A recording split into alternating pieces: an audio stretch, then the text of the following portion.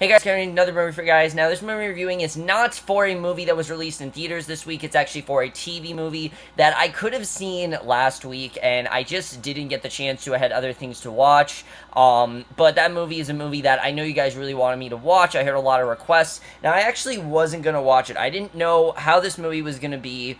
I didn't really know how it was going to be, and I heard not really great things about it, so I really wasn't that interested. But I checked it out anyway, and that is the 2016 remake of Adventures in Babysitting. Now, I was looking forward to this movie overall, mainly because of the cast, and also because I have seen the original Adventures in Babysitting with Elizabeth Shue, and actually with a very young Anthony Rapp. I don't think you guys knew that, but Anthony Rapp was in that movie when he was a teenager, and overall, I really do enjoy the movie. It's a lot of fun. I've seen it many times. My mom's had it on a couple times. I've watched it. It's a fun movie. Nothing that memorable, I definitely will say, but overall, a fun watch, and I definitely really do enjoy it. This movie, however, I was looking forward to it because you have two stars that are very good in Disney Channel. You had a very different plot, and I was really looking forward to seeing what this movie would do that'd be different from the original, because it really seemed like they were trying to do something different, and I really did appreciate that. And basically, overall, how was Adventures in Babysitting? I overall really enjoy this movie. Adventures in Babysitting is a lot of fun. I think it really does have something for everyone. Is it a perfect movie? No, it definitely does have quite a few problems that do kind of kill the movie. But let me just say, little kids are not going to notice that. This is totally a perfect movie where if you have young kids, they're going to love this movie. They're not going to notice any of the flaws that I'm going to say when we get to them. They're going to love this movie. They're going to think it's flawless, and, that's how they think. But because I, review movies, I look for flaws, and I look for things that, well, I don't look for flaws, but if there are flaws that are evident, I'm going to tell you guys what those are, because that's just what I do. And first, let's get to the plot of this movie before I get to that and everything. Basically, the plot of this movie, you have these two girls, Jenny and Lola, and they are basically polar opposites. Jenny is going for this college for photography and everything, and she wants it to look really good on her she wants to look really good for her resume, and she's also a very dedicated babysitter. She's really good at her job, things like that. Well, Lola is definitely more of kind of like Maya Hart in Girl Meets World. It's kind of like a role reversal for Sabrina Carpenter, where Lola is like Maya in Girl Meets World, where she is the go-getter. She's the one that doesn't really care about what she does. She's kind of just a wild girl. She's very much just rebellious, and they're not at all the same. But basically, they end up switching phones, basically, because Jenny needs someone to babysit a family because she can't, and they end up switching phones with Lola by accident, so Lola takes this opportunity to go babysit that family, and basically, Lola is pretty much a horrible babysitter. We see right away she's a horrible babysitter, and she basically convinced the parents that her and Jamie have been best friends forever and that she can be trusted. But then, when the second that Lola turns it back, she goes to the hot tub. When she turns her back, she sees that the oldest son has ran away, and this gets Jane to come back. Her and Lola have to go into the city to try to find this child, and that basically is the plot of Adventures in Babysitting. There's a lot more things going on in this movie that I don't really think need to be there, but we'll get into that. But that basically is the basic plot of this movie, and I really do like the plot overall. Again, like I said, it's very different from the original. It's actually not at all the same plot as the original. There was one babysitter, not two here. But let's get to the stuff that really works in the movie, which honestly, I think the best thing about this movie, one of the best things without a doubt, is the cast. In fact, probably the thing that makes this movie the best, the best it could possibly be, are the two main actresses, Sabrina Carpenter and Sophia Carson. That's the thing I was most looking forward to, is that these are great actresses. Sophia Carson, I'm very happy she was in this movie, because she was one of the only good things about Descendants, one of the only truly good things, and she's a very good actress, and she really proves herself in this movie. And she really does a great job as Lola, this character that really could be kind of intolerable, but I think she did a very good job of making this character a lot of fun, and showing that she was rebellious, but she also doesn't really know what she's doing, and she's also kind of lost, and I think she did a good job of that. I really liked her character. But really, the best character in this movie, without a doubt, is Sabrina Carpenter as Jenny Parker. She is fantastic in this movie. She did a great job. Jenny really is a great character. I really loved her character overall. She's someone that's very strict. She very much is, I think she's kind of trying to grow up too fast, and she has way too much on her plate, and she's very stressed out. She's not really a normal teenager. She doesn't really have time for fun, and the way that these two start to bond and get close, I thought was really well done. You definitely can see, at first they're distaste towards each other, but as the movie goes on, they start to really learn more about each other, and that's something I think is one of the best parts of the movie, is that these two work extremely well together. I think they were really great, and probably one of the best pairings I've seen in a Disney Channel movie in a while. They really did a great job. I really enjoyed what they did in this movie, and they're bonding is by far one of the best parts here. Now, as far as the other characters go,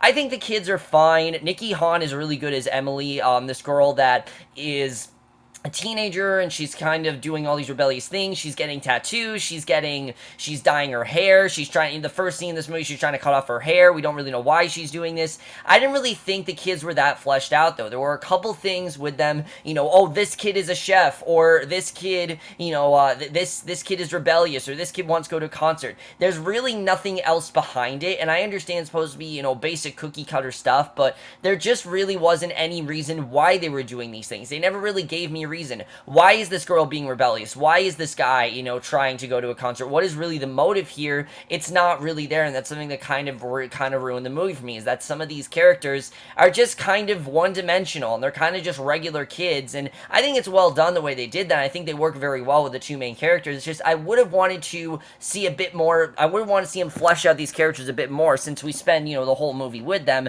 We just don't really get to flesh out the characters that much. They're definitely more there for comedic than they are for dramatic.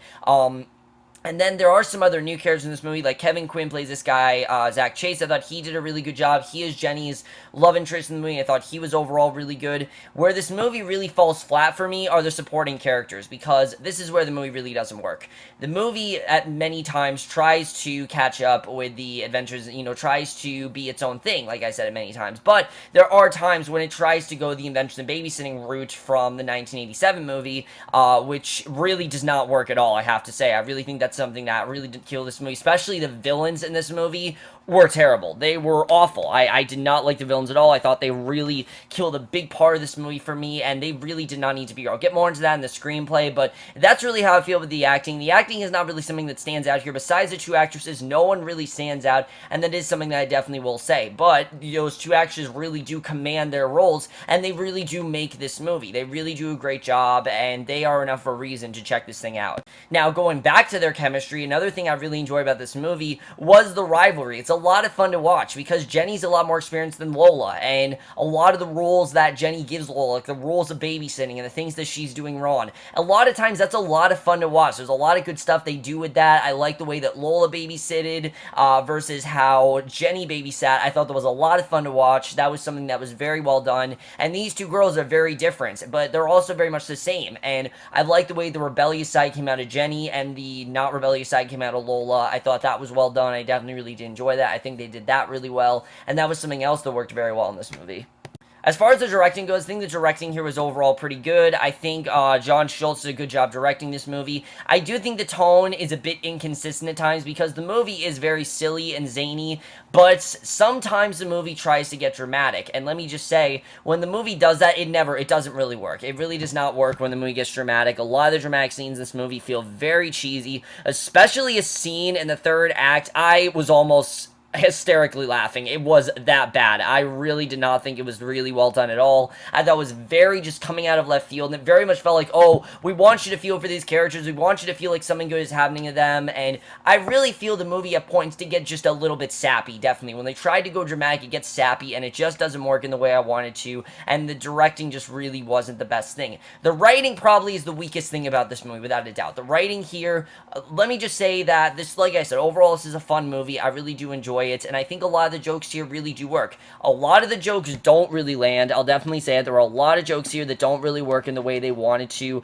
and there are a lot of jokes here that don't exactly feel like jokes. You're not supposed to tell if you're supposed to laugh or not. It's one of those kind of movies, definitely, and I will say, though, something I think they did do a good job of is that there is humor that's going to appeal to adults and some that's going to appeal to kids, especially a reference very on in the movie, something from Sophia Carson's character. I was surprised they actually left that in the movie, because what she says, oh my god, I could not believe that they actually let her say that in the movie. But like I said, I do think that this movie sometimes is very inconsistent, where does it want to be its own thing, or does it want to be a remake? Because I think the movie at times really doesn't know what it wants to be. That's something that didn't really work for me, because many times, yes, the movie is trying to be something different. You got two babysitters, and that was maybe different than the first movie, and they're rivals, and they're way different. That's not at all like the original movie. But then you have scenes that are exactly like the original movie, with them going into like a jazz club, or in this case, a rap club, basically, just a regular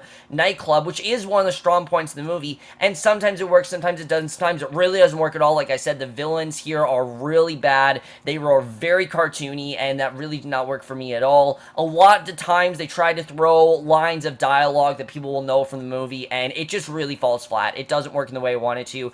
I will say the one time it did work is this, rap scene where they end up in this rap club, and it's really this scene where they all start to bond. It was a lot of fun. I think they all really did a great job in the scene. You could tell they were having a lot of fun, and that's something I really did enjoy, are moments like that where the kids are interacting and they're having fun with them. Those are where the movie really does shine. Where the movie doesn't exactly shine as well, another problem I have with the movie is that a lot of times they'll just create scenarios to keep the movie going on, because a lot of times they'll be like, alright, this is solved, but then, oh no, there's another problem going on, oh no, there's another problem, and sometimes it just felt really random. It felt like this movie just wanted to create more problems so the movie wouldn't end. And that's not a bad thing, because this movie is not at all boring. I'll definitely say it. I was into it most of the time.